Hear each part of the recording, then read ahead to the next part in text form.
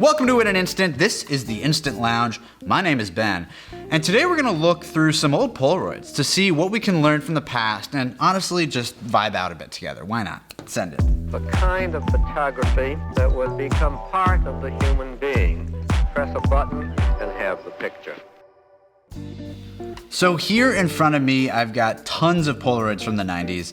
Spending so much time in quarantine, I think it's been amazing to see what people can create under these drastically different life conditions. But it's also been a good time to take a peek back, at some of the oldies. We're inside, we're staying calm, we're not freaking out at all about the future. Because why would we do that? That would be not good for our mental health, right? We don't do that. Anyway, we got these boxes of treasures in the house, and if you or your family took Polaroids back in the day, which is probably pretty likely, this is a fun opportunity to go through that stuff. Just dig in. Look at the film from back then. Live in some of that nostalgia. And like I said, just vibe out. This can be a very meditative thing to do. I mean, look at this photo of me satanically exposing a film cartridge. Such a fucked up little boy. And it appears I knew exactly what I was doing. It's absolute freak show. Cannot be trusted. Can't trust that kid. Little devil. Anyway, getting back in my little time machine and looking through these, a few things really stood out to me. First is just the magic of what Polaroid photographs actually are. These prints are unique to photography because they are artifacts of an instant in time. The shutter is pressed, the film spits out, and a physical object and record of that unique moment suddenly exists.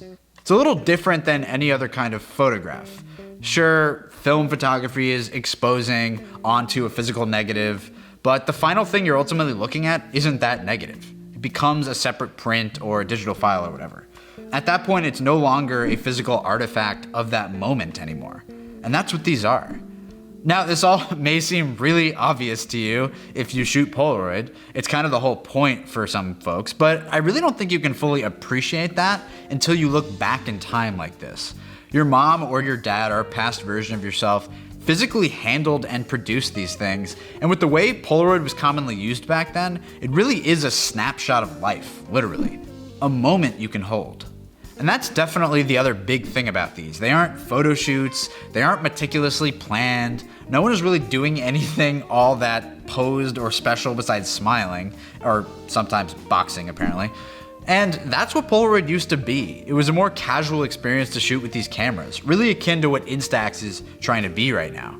I mean, some of this shit is ridiculous. I think the most sicko sequence by far is this full pack of film that was used on me posing as the Mask from Jim Carrey's The Mask, in which Jim Carrey wears a mask. The 90s were insane, absolutely unhinged. In fact, a ton of these photos are just me in various costumes, just sort of redefining fashion and changing the world as we know it. I mean, look at the Superman shot. I mean, look at those pecs. You can't buy those. That was all natural, baby. Talk about a glimpse in time. This is a Polaroid Spectra image of my mom with the cast of Sabrina the Teenage Witch, including the robotic cat in the middle there. She worked at CBS back in the 90s, so you never knew when you would meet a robotic cat. Actually, years later, I produced a radio segment with Melissa Joan Hart, but I did not get a Polaroid, which was a gigantic missed opportunity. We got Barney over here, a man inside a Barney costume. I mean, if nothing else represents the 90s, I don't know what will. We actually got Barney to come to my birthday party when I was really little. We did a Barney birthday, and I was fucking terrified of Barney. I mean, this gigantic dinosaur. A thing that was a cartoon that I liked a lot, it's Barney on TV. Once he became alive and three-dimensional, it really fucked me up. Honestly, I don't think I've recovered from that. I love this shot. This is my aunt and my cousin just on Metro North. It's just such a mood, such a vibe. And the colors look amazing. Those reds look so good. I love this shot as well. This was really one of the first pictures I saw where the colors alone just really blew me away. The blue sky here is sort of, this is where we're getting back to with 600 film, I think, the newer color chemistry. But I mean, every color is working there on all levels. I love how some of these have my handwriting as well, like Mom. It's actually pretty good. I mean, those letters are good, but when you look at the photos from the Mask series, I mean, there's borderline hieroglyphics here. These are not letters. I see cat, I guess because there's a cat in the image, but these are glyphs. This is not English. I mean, I may have been inventing a language. I sort of nailed my own name. I started getting creative with it. I mean, you can't. You can't compete with that. There was also a series of photos, this is just one of the nicer ones, that was just me and my mom just shooting the Polaroid camera around in the apartment. And it was just this glimpse into this random day. And I thought that was, something about that was kind of special. Just seeing these little moments that didn't have any sort of grand significance. Obviously some of these are from Halloween and stuff, but it was just us popping the camera around, just having fun. And not maybe a time when you would otherwise use a camera at all. But the fact that it was a Polaroid camera, it was like just a thing to play with. And I think that was really cool. The other thing is, my God, look at these colors. These were all taken with various 600 cameras, a couple Spectra cameras, but yeah, you've just really got this beautiful saturation, really bold tones across the rainbow. When people fight so feverishly about the current Polaroid film and how they're still working on the color chemistry, this is really why.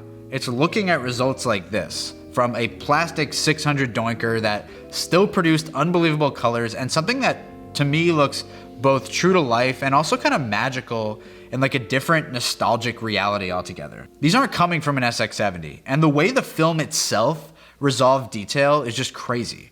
We're often fighting or sometimes embracing the imperfections of plastic Polaroid cameras, but look at how little that matters when the film is so good.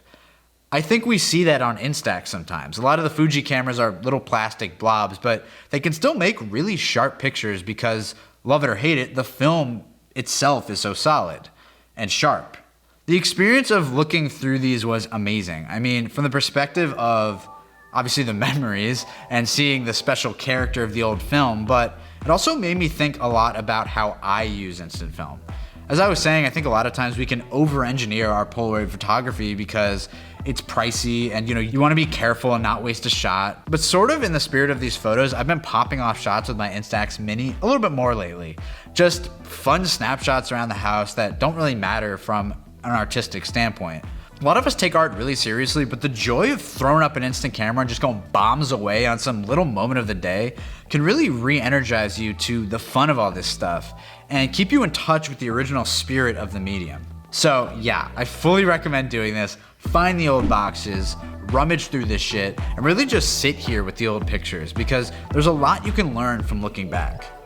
Thank you for watching in an instant. Go ahead and quarantine your finger around that subscribe button. Stay tuned for more reviews, breakdowns, and all things instant. Bye.